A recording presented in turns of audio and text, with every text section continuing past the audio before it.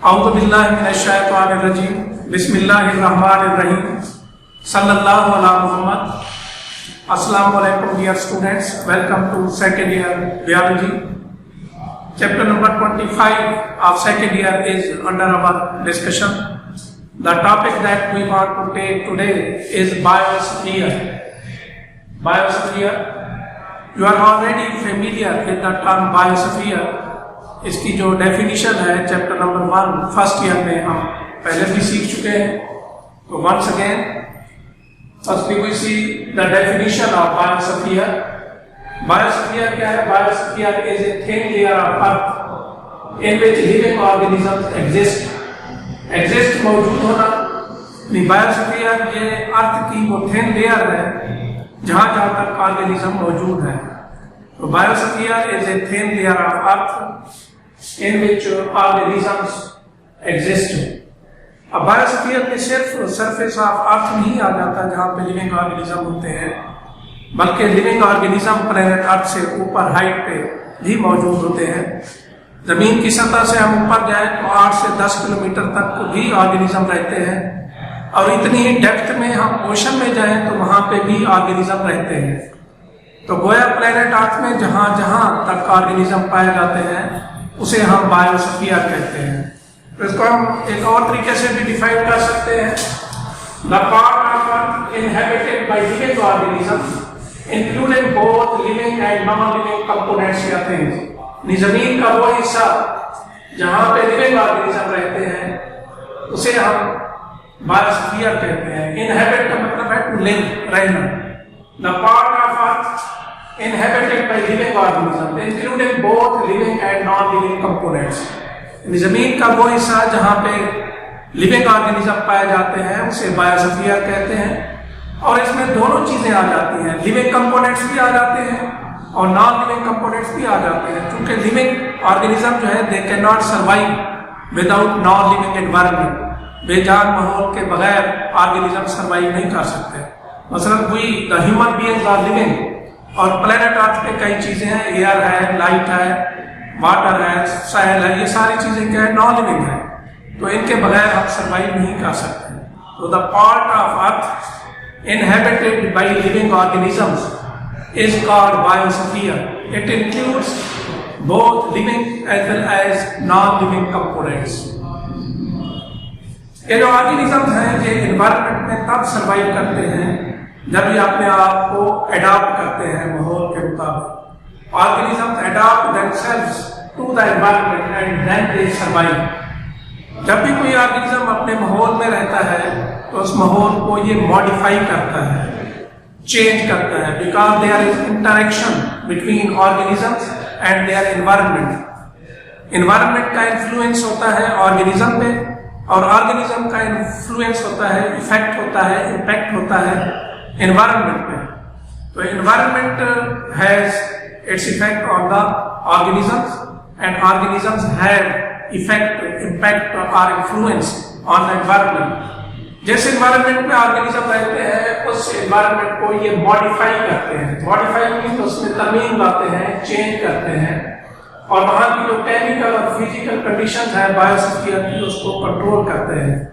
तो organisms can live at a place only if they adapt themselves to the environment, and organism modify the environment. Organism changes the environment where they live. उसकी जो chemical conditions हैं और उसकी जो physical conditions हैं उसको control करते हैं. फिजिकल कंडीशंस और केमिकल कंडीशंस और फिजिकल कंडीशन के अनुसार ऑर्गेनिज्म पे है, because these are the organisms which modify the environment and they control chemical and physical conditions of biosphere. वो माहौल जहाँ पे कोई ऑर्गेनिज्म पाया जाता है उसे हम हैबिटेट कहते हैं. ये definition of habitat, the actual location of place where an organism lives is called its habitat. वो हकीकी जगह जहाँ पे कोई ऑर्गेनिज्म पाया जाता है, जहाँ पे ऑर्गेनिज्म रहता है उसे हम हैबिटेट कहते हैं. तो ये शॉर्ट क्वेश्चन की सूरत में बायोस्फीयर की डेफिनेशन भी पूछी जा सकती है और हैबिटेट की भी. The actual location of place where an organism lives is known as its habitat. میرے اس ٹاپک میں ایک سائنٹسٹ کا ذکر کیا گیا ہے جس کا نام ہے Joseph Grinnell. Joseph Grinnell was an American ornithologist. Ornithologist وہ سائنٹسٹ جو ایکسپرٹ ہو برڈز کا ماہر ہو, اسے ہم آرنیتھولوجسٹ کہتے ہیں. The scientist who studies birds is known as ornithologist. 1917 میں جوزف گرینر جو امریکن آرنیتھولوجسٹ تھا, اس نے ایک ٹرم پرپوز کی, وہ ہے ٹرم نش. In 1917 Joseph greener an American ornithologist first of all proposed the term niche. اور ornithologist ابھی آپ کو بتایا, the scientist who studies birds is known as ornithologist. اب یہ جوزف گرینر نے نش ٹرم انٹروڈیوس کی, سب سے پہلی دفعہ اس نے پروپوز کی یہ ٹرم. اور نش ہے کیا؟ the ultimate distributional unit within which a species is restrained by the limitations of its physical structure and physiology. Distributional لفظ ہے distribution سے. Distribution of organism کیا ہوتا ہے؟ کون سا آرگنیزم کہاں پایا جاتا ہے, اسے ہم distribution of organism کہتے ہیں. Which organism is found where, this is known as distribution of organism.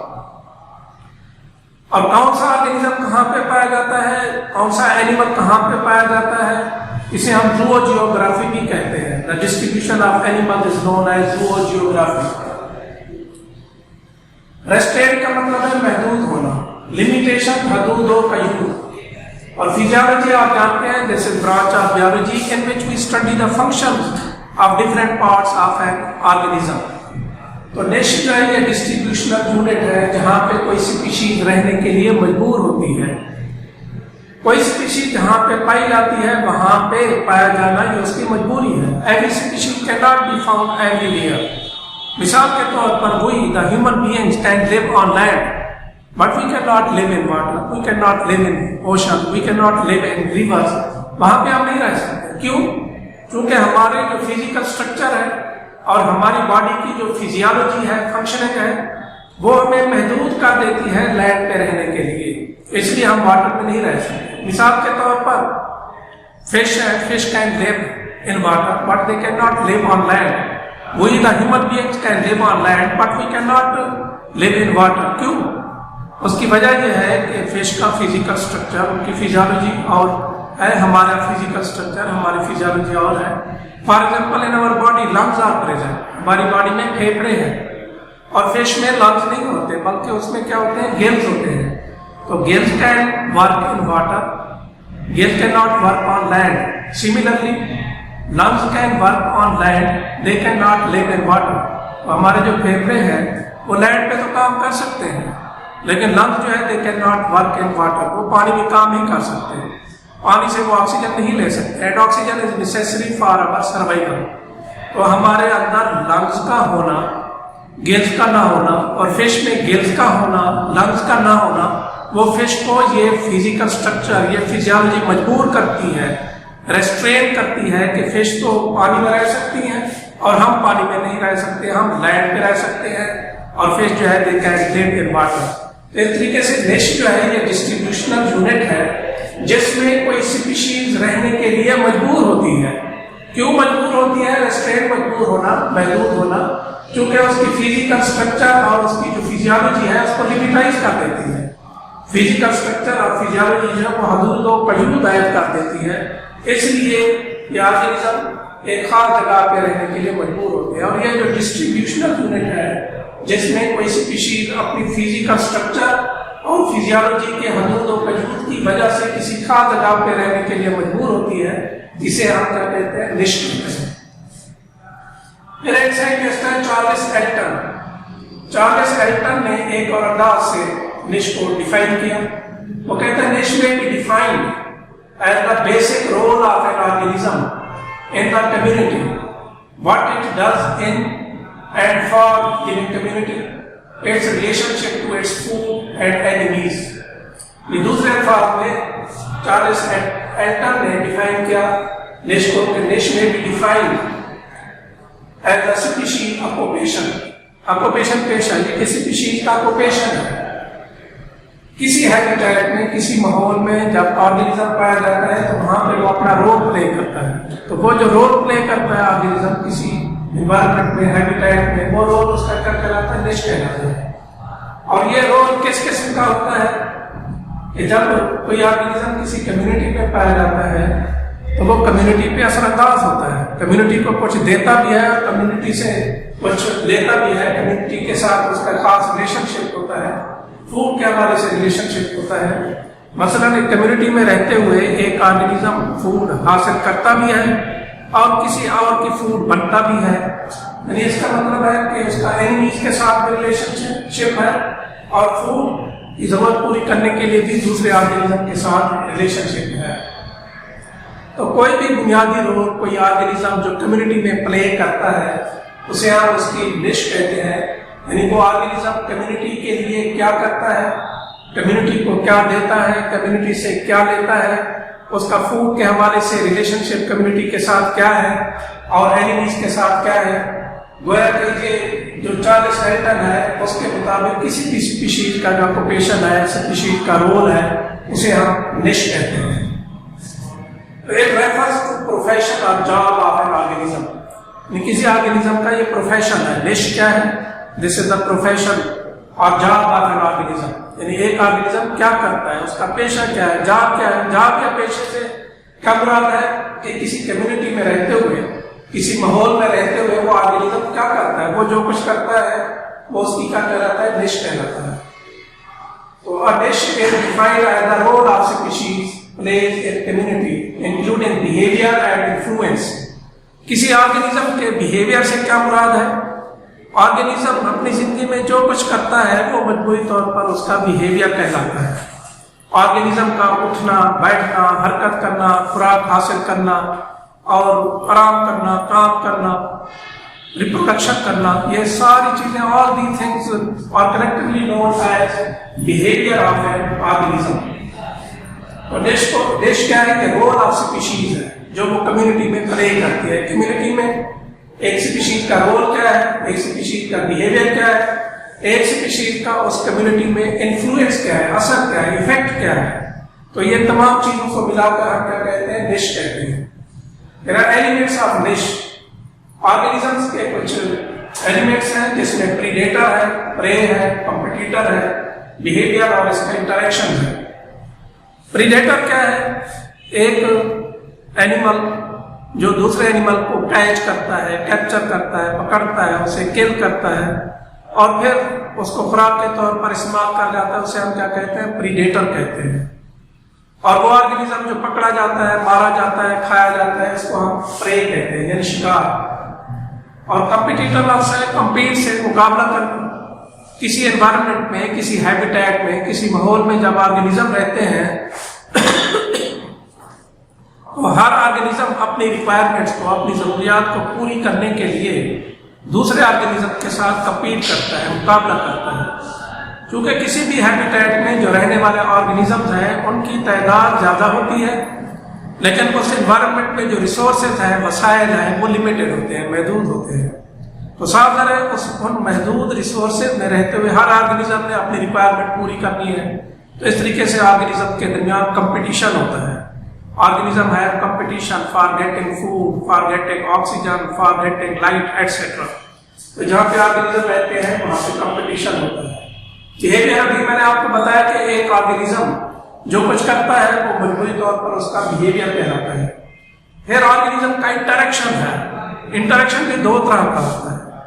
एक ऑर्गेनिज्म का आपस में इंटरेक्शन होता है, रिलेशनशिप होता है ऑर्गेनिज्म का ऑर्गेनिज्म के साथ, और दूसरा रिलेशनशिप होता है ऑर्गेनिज्म का एनवायरनमेंट के साथ। There is relationship between organism and their environment and there is also relationship among organisms. Organism के आपस में भी रिलेशनशिप होता है, वो इंटरेक्शन अमंग ऑर्गेनिज्म है।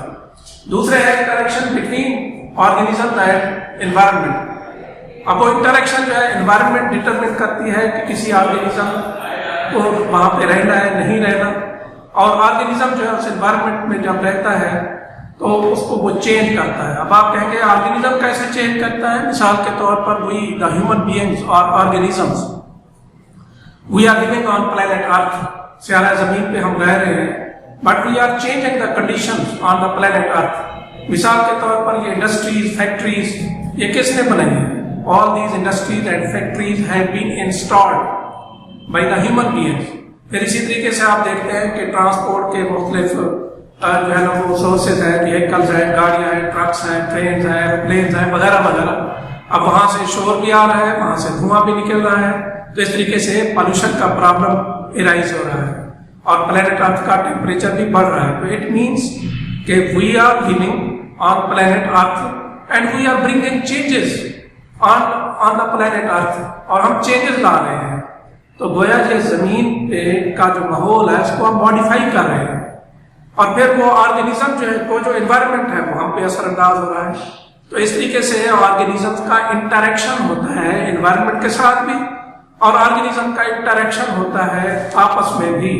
تو یہ جو انٹریکشن ہے آرگینزم کا بیہیویئر ہے، آرگینزم کے پریڈیٹرز ہیں، پرے ہیں، پھر ان کے کمپیٹیٹرز ہیں، all these things are the elements of niche. Niche includes all physical factors of environment necessary for survival of the organism. niche میں تمام فزیکل فیکٹرز تبھی عوامل شامل ہوتے ہیں جو انوائرمنٹ میں اور وہ آرگینزم کی سروائیول کے لیے ضروری ہے. مثال کے طور پر رینج آف ٹیمپریچر ہے، ٹیمپریچر کی حد ہے، اماؤنٹ آف ہیومیڈیٹی ہے. ہیومیڈیٹی کیا ہے؟ The amount of water vapour present in air at any time is known as humidity. کسی بھی وقت اماؤنٹ آف واٹر ویپر جو ایئر میں پائے جاتے ہیں اسے ہم ہیومیڈیٹی کہتے ہیں. The amount of water vapour present in air at any time is known as its humidity. پھر پی ایچ واٹر کی ہے، سیل کی ہے.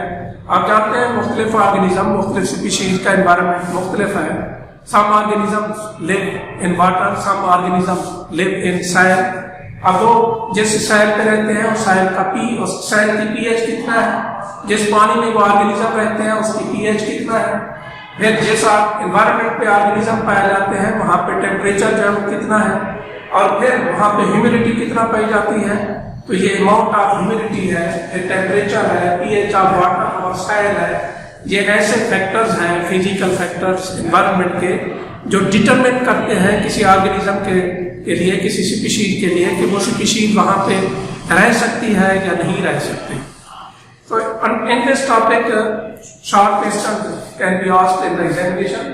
وہ شارٹ کوسچن ہے what is biosphere, what is habitat, what is Joseph Grinnell famous for, what is Charles Elton famous for, what is niche, list the elements of niche. تو یہ short questions ہیں جو اس topic میں سے پوچھے جا سکتے ہیں. In the end, I have a little request to subscribe the channel so that you may receive the upcoming videos without any delay. See you in the next video. Until that, Allah Hafiz.